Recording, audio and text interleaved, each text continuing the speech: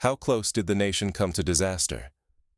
The answer is, closer than anyone realized, and the chain of events that nearly tipped the country into chaos began with a single, seemingly unimportant security check.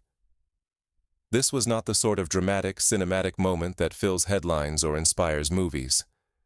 It was a quiet, almost invisible step, a routine review of intelligence data that, in the course of a single afternoon, would unveil a plot with the power to bring entire regions to their knees.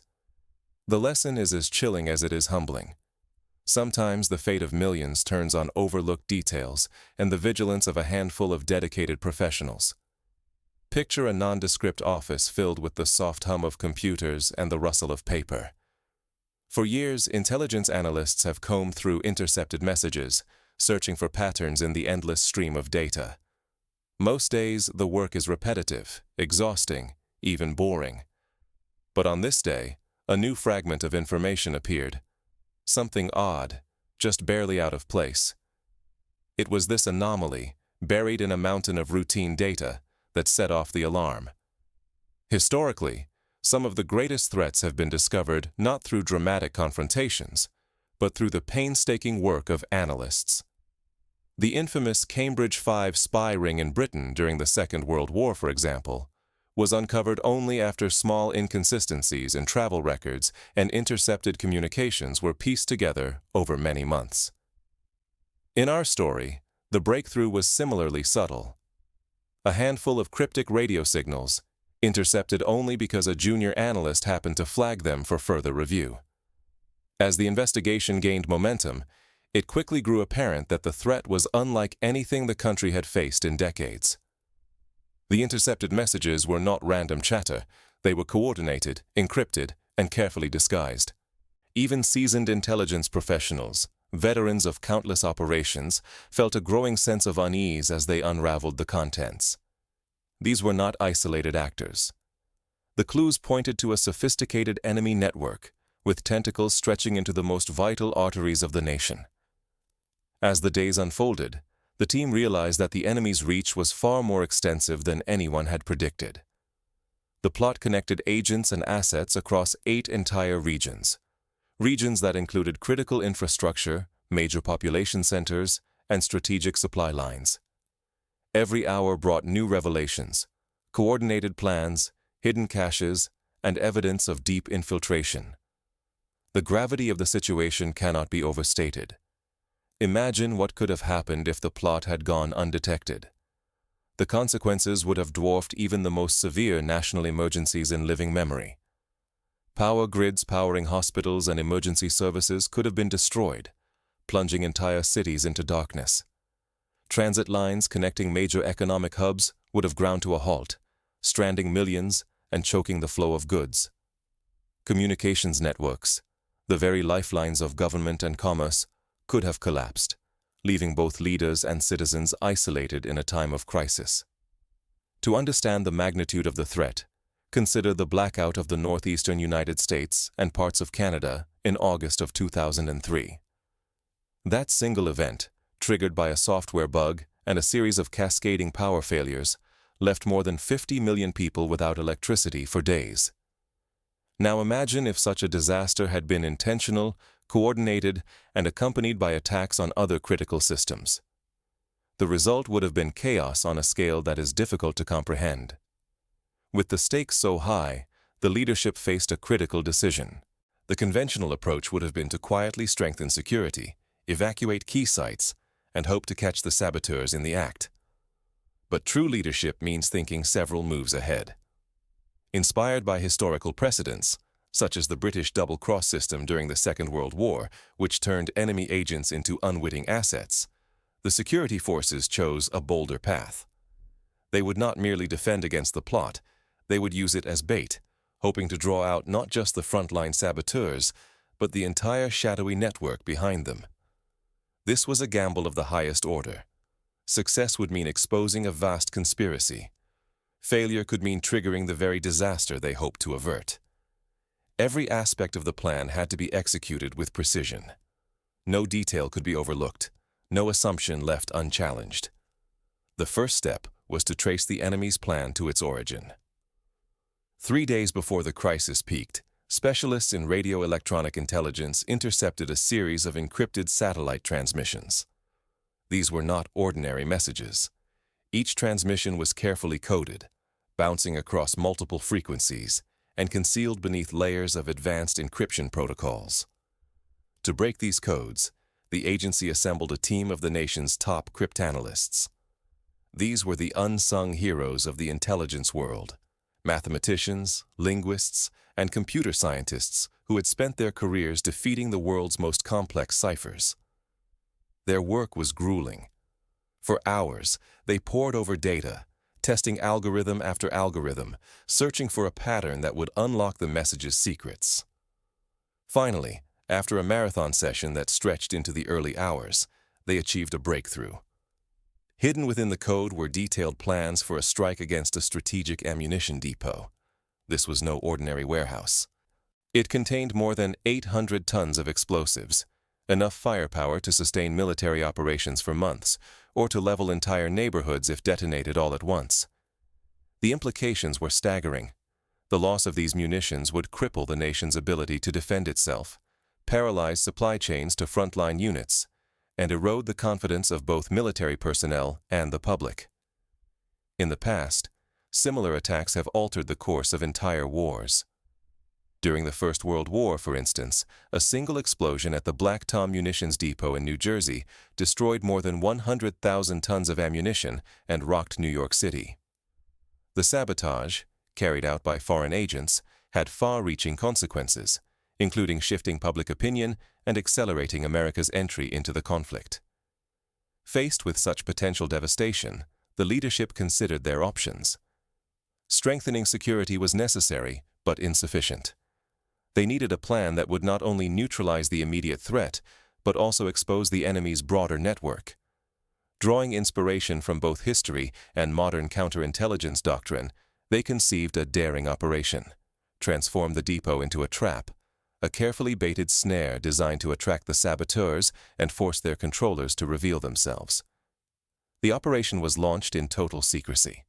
Under the cover of darkness, special teams began the painstaking task of removing the most volatile munitions.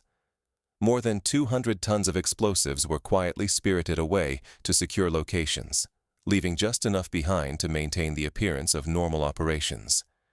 This was a logistical challenge of the highest order, requiring flawless coordination and absolute discretion. Every truck movement was disguised as routine, every worker sworn to secrecy. Meanwhile, the depot itself was transformed into a fortress of surveillance. Hidden cameras with night vision capability were installed at every entrance and along key corridors. Thermal sensors scanned for body heat, while seismic detectors monitored for the faintest footsteps. No potential avenue of approach was left unwatched. To further confound the enemy, the daily rhythms of life at the depot continued as usual.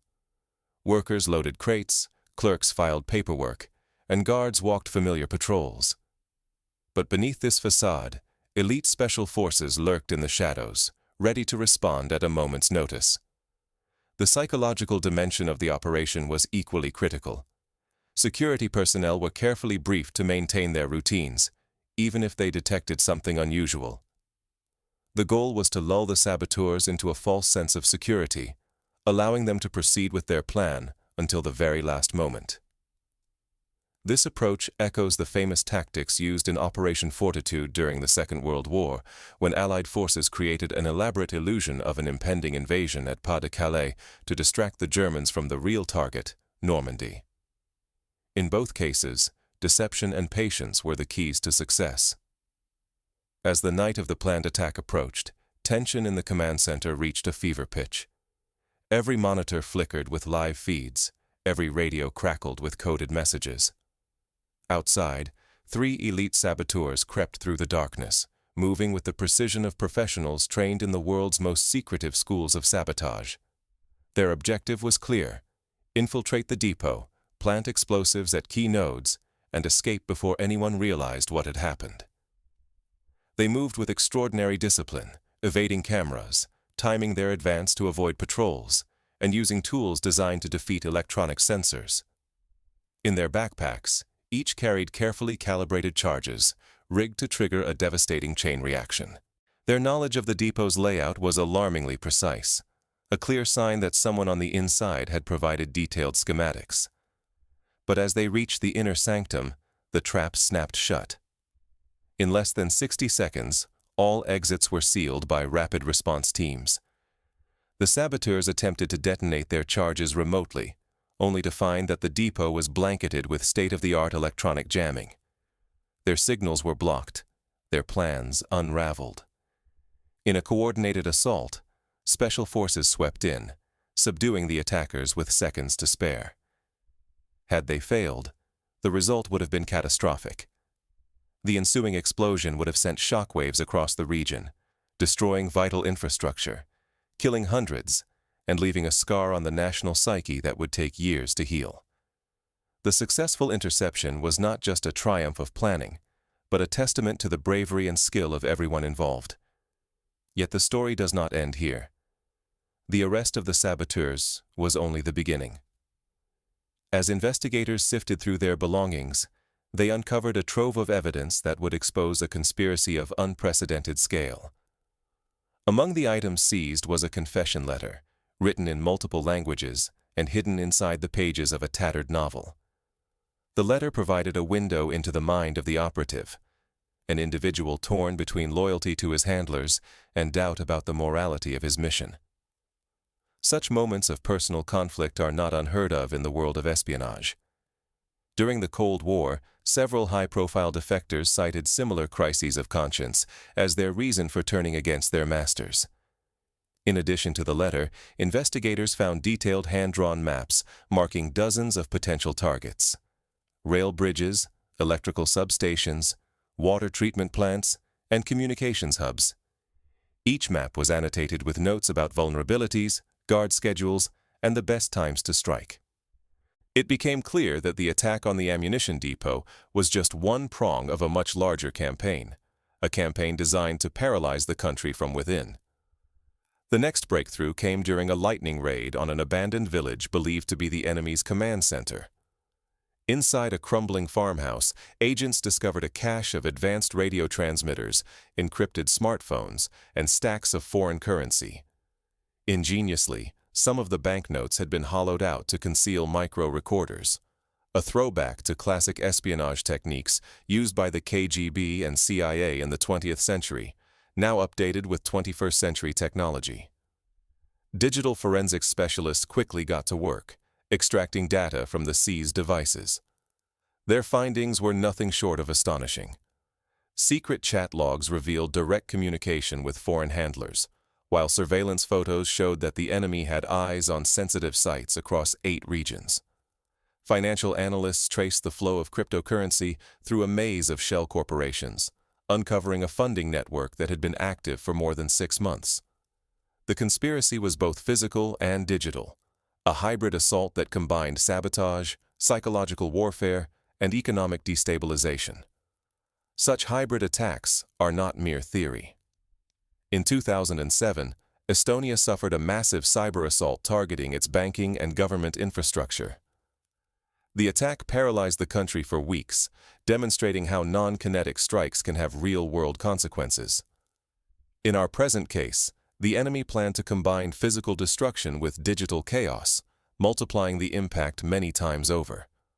The scale of the threat was now undeniable. The country had narrowly averted not just a single act of sabotage, but a coordinated onslaught designed to sow panic, cripple the economy, and dissolve public faith in government institutions. The investigation entered a new phase. Armed with fresh intelligence, special forces began a series of raids, targeting safe houses, intercepting couriers, and flipping low-level operatives into informants. Each new arrest brought fresh clues, widening the net and illuminating the structure of the enemy's network. At the heart of these efforts was a philosophy of proactive defense, never waiting for disaster to strike, but always seeking to anticipate, disrupt, and outmaneuver the enemy. This is a lesson that echoes through history. The Israeli Mossad, for example, is renowned for its policy of preemptive action, famously intercepting and neutralizing terror plots before they could reach fruition. The same spirit animated the team responsible for this operation. Collaboration was essential. Intelligence, law enforcement, and military branches pooled their resources, sharing data and coordinating responses in real time. Technical teams developed custom surveillance tools, while behavioral experts profiled both staff and suspects, searching for cracks in the enemy's armor. In one case, a saboteur's hesitation during a routine checkpoint raised subtle alarms that ultimately led to the exposure of an entire cell. The lessons learned from this operation are profound. First, security is not a static achievement, but a dynamic process that requires constant vigilance and adaptation. The enemy is always evolving, seeking new vulnerabilities, and exploiting complacency. As the legendary spy master Sir William Stevenson once said, "The secret of all victory lies in the organization of the non-obvious." Second, technology is both a shield and a sword. The operation's success was made possible by cutting-edge surveillance, rapid data analysis, and secure communications. But technology alone is not enough. Human intuition, creativity, and discipline remain decisive. In one instance, an analyst's hunch, based on an odd pattern in intercepted emails, led to the discovery of a hidden safe house that had eluded technical surveillance. Third, secrecy and normalcy are sometimes the best weapons. By maintaining the appearance of routine, the team lured the enemy into a trap of their own making. This principle has been used throughout history, from the Trojan horse of ancient times to modern counterintelligence stings. Finally, the psychological dimension cannot be overlooked. The enemy's greatest asset is often the belief that they are invisible. By turning this confidence against them, the security forces shattered the illusion of impunity and exposed the network's vulnerabilities. But for all the success, the operation is a sobering reminder that the battle is never truly over. For every plot that is foiled, countless others may be brewing in the shadows. Security is not just the responsibility of agencies and experts, but of every citizen. Awareness, vigilance, and a willingness to report the unusual are the first lines of defense. Let us consider some practical steps that can be taken to strengthen our collective security. First, invest in training for both professionals and civilians. Encourage the reporting of suspicious activity and provide clear channels for communication between the public and authorities. In the United Kingdom, the See It, Say It, Sort It campaign has empowered ordinary people to spot and report potential threats on public transport, preventing several incidents before they could escalate. Second, ensure that critical infrastructure is regularly assessed for vulnerabilities. This means not only physical security checks, but also rigorous cybersecurity audits. In 2015, Ukraine's power grid was attacked by hackers, plunging hundreds of thousands into darkness. The attack succeeded in part because of unpatched software and lax oversight. Regular assessments and swift upgrades are essential.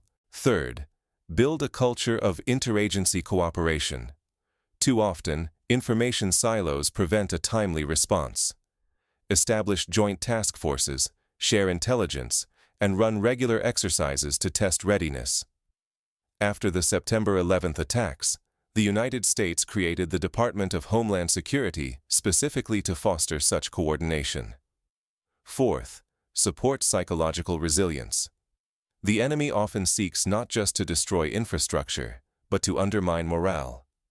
Public education campaigns, transparent communication during crises, and community support programs can help inoculate society against panic and misinformation.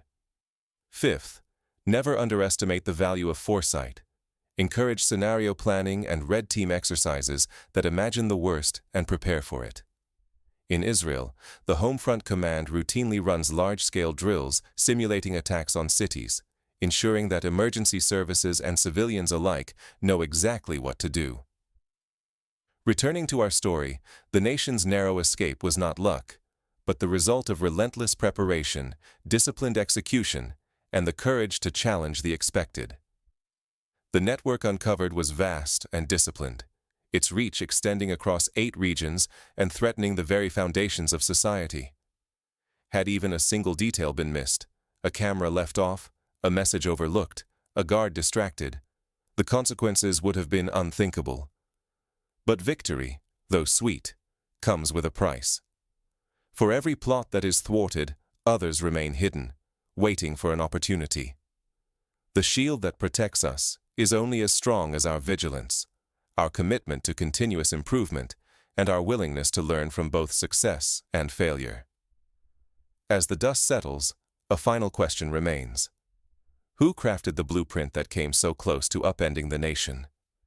Investigators are following the thread, unraveling the web of connections that stretches beyond our borders. The answer may not be known for months or even years. But one truth is clear. The boundary between order and chaos is thinner than we dare admit. The next time could be different. The next plot may be more subtle, more sophisticated, or simply luckier. It falls to all of us, leaders, professionals, and ordinary citizens, to remain alert, to question, and to act. In closing, let the lessons of this operation serve as both a warning and an inspiration. Through cunning, preparation, and the courage to innovate, even the most formidable threats can be overcome. But the price of safety is eternal vigilance. The threats you never see are often the ones that matter most. So, what will you do with what you have learned today? The answer may shape not just your own safety, but the fate of all those around you. Stay vigilant, stay prepared, and remember, the shield that guards our nation is forged anew each day, in the quiet moments when no one is watching.